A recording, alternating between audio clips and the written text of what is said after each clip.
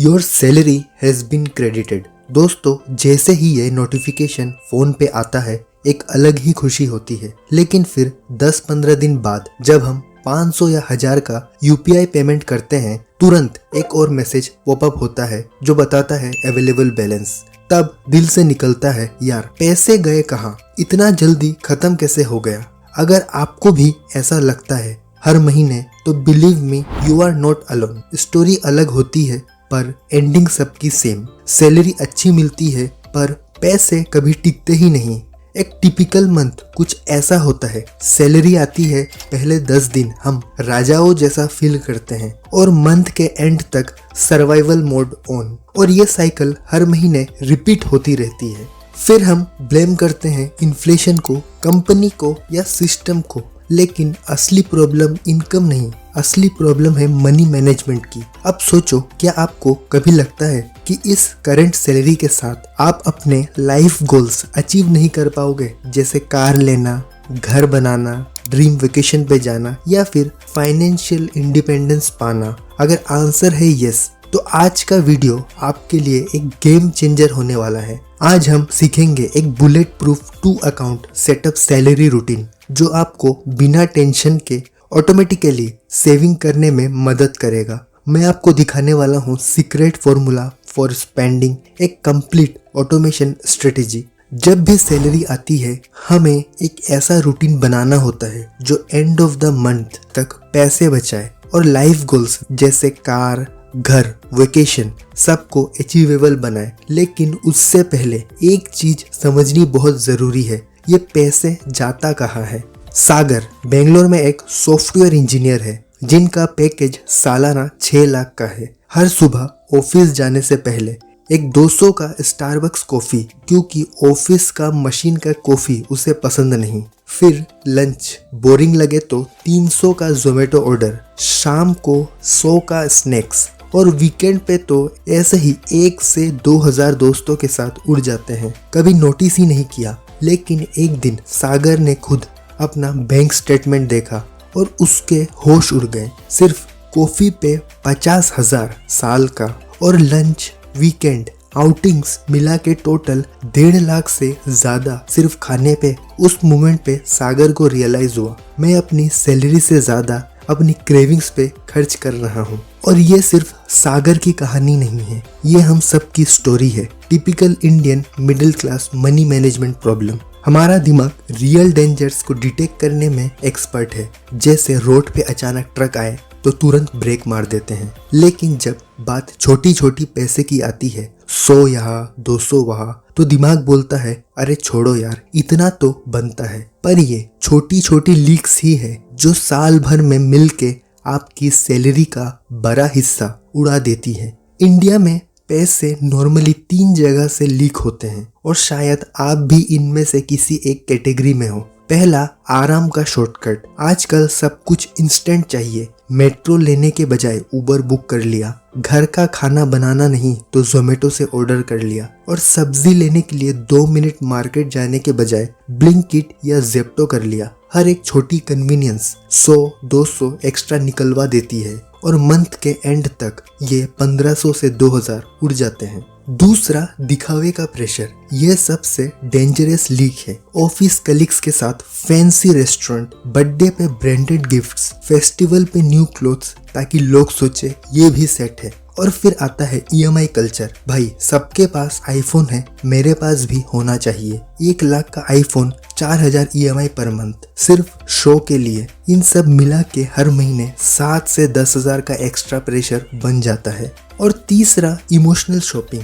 Mood खराब है, Amazon खोलो, मूड अच्छा है, फ्लिपकार्ट सेल खोलो, और बस 2 से 4,000 का एक्सपेंस चालू। यही नहीं, जिम मेंबरशिप ली थी मोटिवेशन के टाइम, अब 6 महीने से जिम गया ही नहीं, पर ऑटो डेबिट चालू है। नेटफ्लिक्स, प्राइम, स्पॉटिफाई, सबका सब्सक्रिप्शन चलता रहता है, चाहे यूज करे या नहीं। ऐसे ही छोटी छोटी चीजें मिलके सागर जैसे लोग हर महीने 15 से 25,000 उड़ा देते हैं, और खुद को लगता है मैं तो ज्यादा खर्च करता ही नहीं। आप सोचिए, अगर यह पैसा स्पेंड करने के बजाय इन्वेस्ट कर दिया जाए तो सिर्फ 15 से 20 सालों में 1 से 2 करोड़ का कॉर्पस बन सकता है। बस आपने मनी फ्लो को थोड़ा डायरेक्शन देना है। सिस्टम ऐसा बनाओ जिसमें पैसा खुद बचता रहे बिना आपको डेली सोचने के। और वही सिस्टम मैं आपको दिखाने वाला हूँ, smart automation plus 2 account formula, जो आपके पैसे ऑटोमेटिकली मैनेज करेगा ताकि सैलरी खत्म होने से पहले पैसा कभी ना खत्म हो। अब बात करते हैं डिजाइन की, क्योंकि पैसे मैनेज करना एक्सेल शीट से नहीं एक सिस्टम से होता है। तो चलिए समझते हैं अपना 2 अकाउंट आर्किटेक्चर। रूल नंबर 1, पे योरसेल्फ फर्स्ट, मतलब सबसे पहले अपने खुद के फ्यूचर को पेमेंट करो। सैलरी आते ही सबसे पहले सेविंग्स और इन्वेस्टमेंट, बाकी सब बाद में।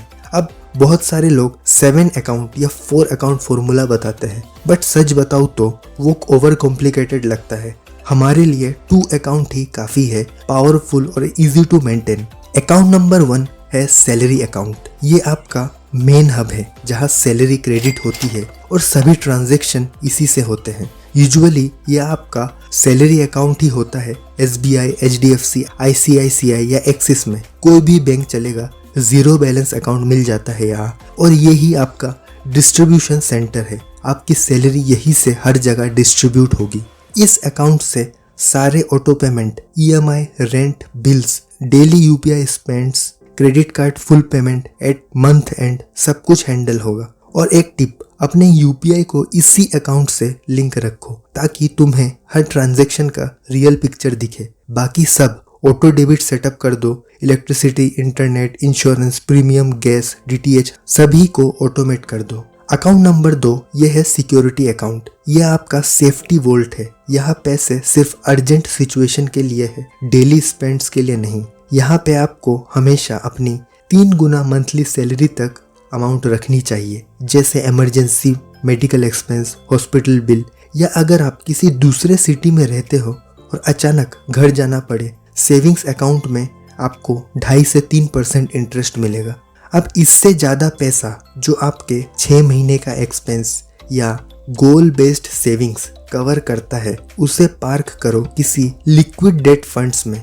ये सेफ होते हैं, 6 से 7% रिटर्न देते हैं और ज़रूरत पड़ने पर 2 से 3 दिन में रिडीम हो जाते हैं। इस अकाउंट से आपके शॉर्ट टर्म गोल्स भी कवर हो सकते हैं, वेकेशन, न्यू फोन, मैरिज, घर का डाउन पेमेंट तक। अब इन्वेस्टमेंट की बात करें तो हर महीने अपनी सैलरी का कम से कम 20% रिटायरमेंट के लिए इन्वेस्ट करना ही चाहिए।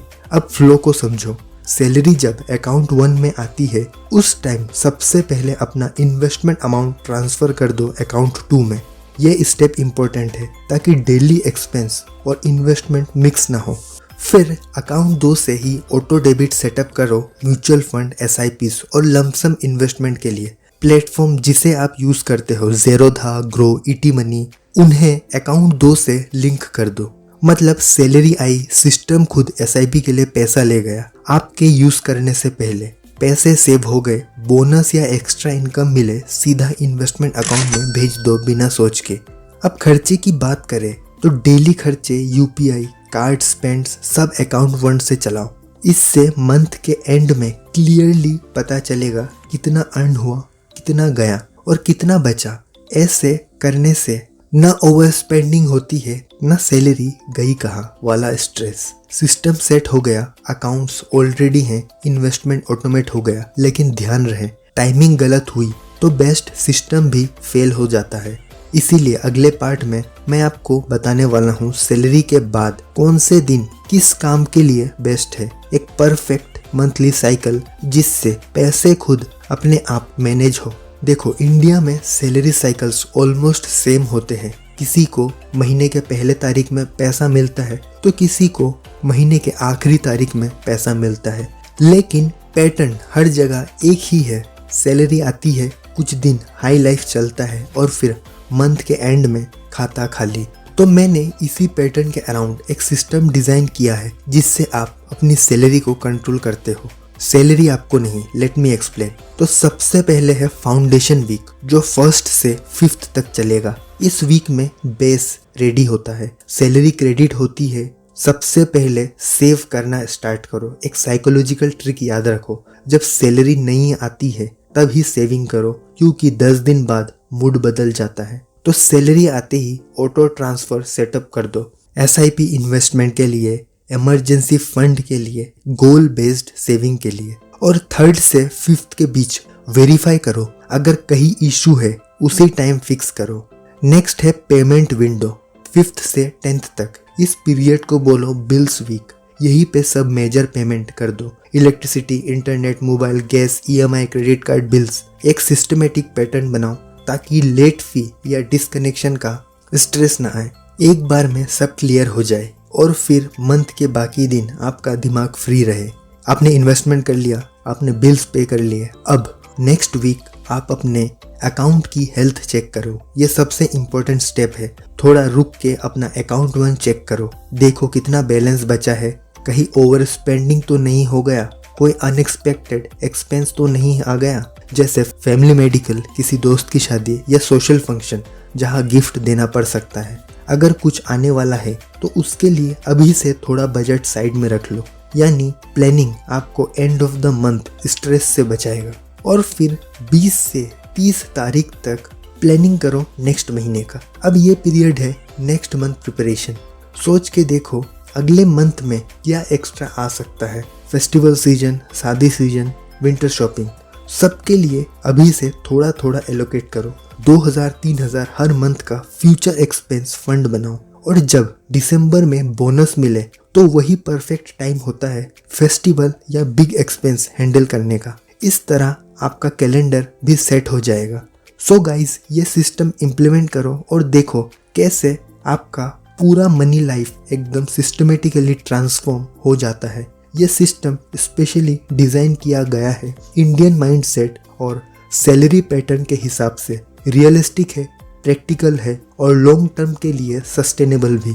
आपको मिलेगा एक पीसफुल और ऑर्गेनाइज्ड फाइनेंशियल लाइफ जहां हर एक रुपए का एक क्लियर पर्पस होगा। अब आपका पैसा बस खर्च नहीं होगा, काम करेगा, ग्रो करेगा और आपके गोल्स को रियलिटी बनाएगा। So start today. नए महीने का वेट मत करो। Implement this 2 account salary system and you will see financial stress कम होगा। तो दोस्तों, आज के वीडियो के लिए इतना ही। उम्मीद करता हूँ ये वीडियो आप सभी के लिए हेल्पफुल रहा होगा और जल्द ही मिलेंगे एक नए वीडियो के साथ।